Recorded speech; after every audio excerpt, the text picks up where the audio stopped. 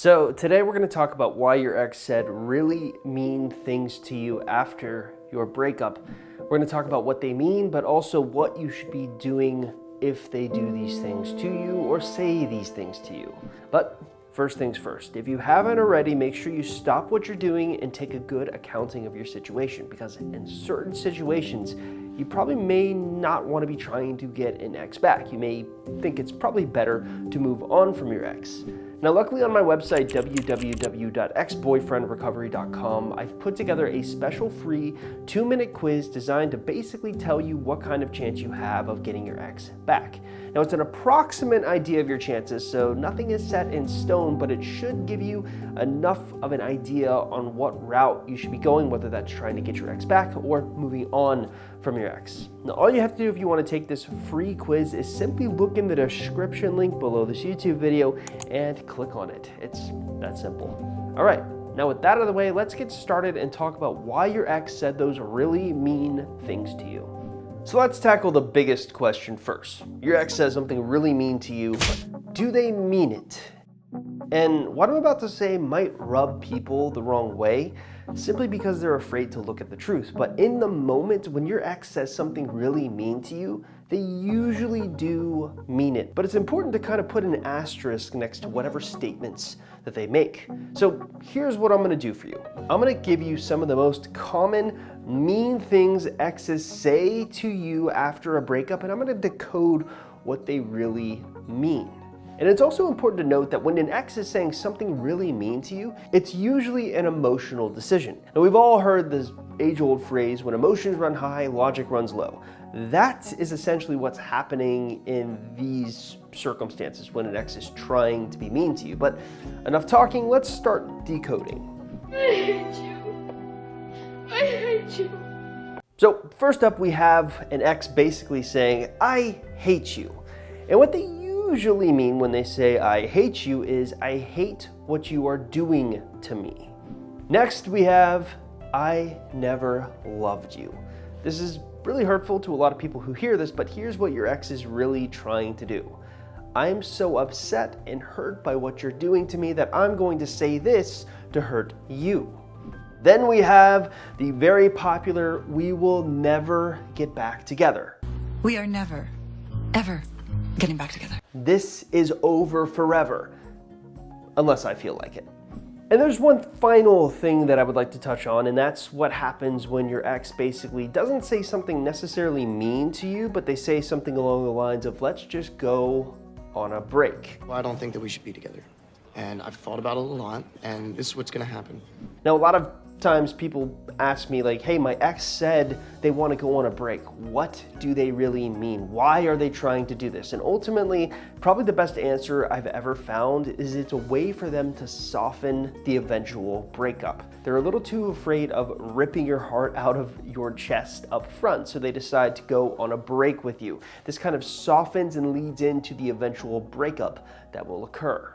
So now that you kind of understand a little bit of the psychology behind your ex saying something mean to you and what they really mean when they do say that something mean to you, let's talk about what you should be doing if you find yourself in this circumstance. What's the mindset you should have? What is the strategy you should employ? And really, there's only two things that I would like to talk to you about today. The two things aren't anything tactical. They're not even anything really strategical. They're more guidelines that you should be living your life by. Because what you need to realize is that getting an ex back or even trying to move on from an ex isn't a linear process. In fact, it's usually 2 steps forward, 2 steps back. 3 steps forward, 2 steps back. 3 steps forward, 1 step back. It's up and down all around, and it's very difficult to weather the highs and the lows of that process. But if you take the following 2 tips that I'm about to teach you, it will make that process a lot easier. So what are the 2 tips? Tip number 1, do not make your ex the protagonist of your life. So often I find my clients make all of their future plans always with their ex in the picture. Marriage, houses, kids, it's often the only thing that keeps them going in a relationship. And perhaps the hardest pill to swallow is the fact that your ex never loved you like you thought that they did. You know, they'll often promise you the world, but they'll never give it to you. This makes the breakup all the more heartbreaking because you've made them the center of your life. Oftentimes you can play back some of the YouTube videos I've recorded over the past few years, and I'll talk a lot about knocking your ex down off the pedestal that you have them on. Now, why?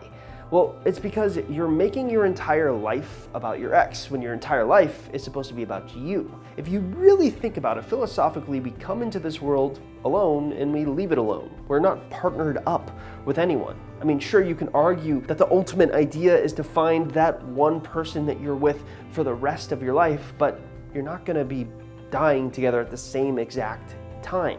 In fact, oftentimes, if you make your ex so much the center of your life, it's a turnoff to them. They want to be independent in their own right, and they want you to be independent in your own right.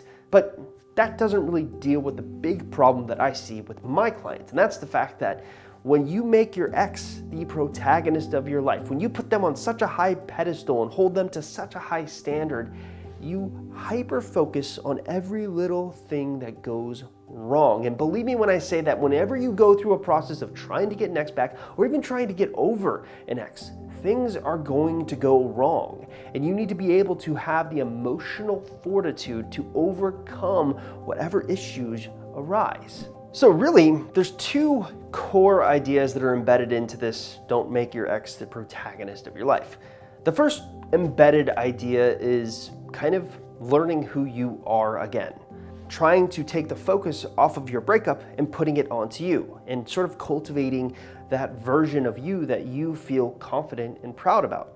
And the second aspect is kind of knocking your ex down off that pedestal so that they're not the forefront of your mind with every single decision that you make. Now, this is just the mental preparation for how you should be going about handling whatever they're saying mean to you and things of that nature. That doesn't really tell you how you should be approaching or the mentality you should have when you approach getting them back or trying to get them back. And for that, I'd like to introduce you to tip number 2, which is a new philosophy or a paradigm shift that I am very, very excited about. So yesterday morning, the first thing that I did was actually pulled out my phone and I just started reading philosophy. I'm kind of a nut that way. So I wake up in the morning, I'm reading philosophy, and I come across this really interesting story of someone who is projecting or telling their philosophy, or they're teaching their philosophy to others. And for the most part, I thought, oh, that's kind of cool. But then there was one statement that the guy said that really resonated with me, because I work a lot with individuals who are so hyper-focused on getting their exes back. It's almost like an all or nothing type of a circumstance.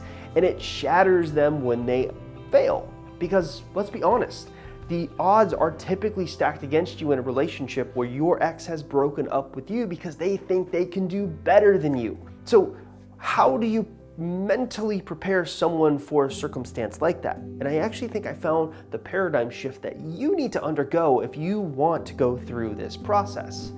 So what is the paradigm shift?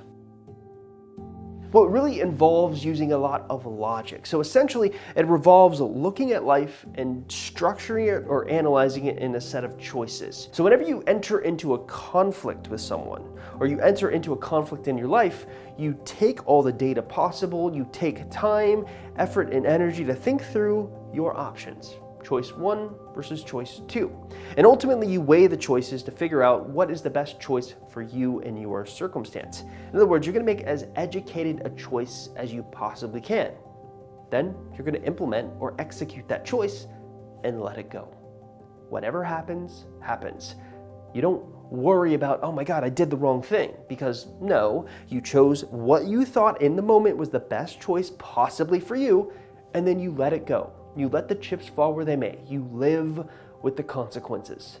I cannot tell you how often I think people want or try to do this, but they fail because they just simply can't let go of the fact that maybe they chose the wrong choice. But it's impossible to always choose the right choice correctly, but it is possible to take time to think through what you're going to choose. So if you choose what you believe in the moment is the very best choice for you, let's use something like to do a no contact rule on your ex versus not doing a no contact rule on your ex. You look through those circumstances and you decide, I'm gonna do a no contact rule on my ex. Even though I'm scared, my ex is gonna get mad at me, they're gonna yell at me, they're gonna forget that I ever existed, but I think it's the best possible circumstance for my situation. And then you just live with whatever happens, knowing that you chose as best as you possibly could. And the beautiful part is, usually when you go down that path, when you choose this potential crossroad, there's another set of choices that you'll encounter. And you just rinse and repeat this process throughout all aspects of your life, and you just let go of worrying if you made the right choice, because you know you put the effort in to make the right choice in the moment for you. And that's a mentality that I think people should really use when they're going through breakups, especially breakups where exes are being really mean to you. Hey there, thanks so much for making it to the end of this video. Again, if you haven't already taken that quiz to figure out your approximate idea of whether or not you should be trying to get your ex back or not, take a look at the description link below and take my quiz. Click that blue link, we'll hook you up. Also, if you haven't liked, commented, or subscribed to any of the videos on my YouTube channel, or even subscribed to my YouTube channel, please do so. Every little bit helps. You have no idea how much. I'll see you next time.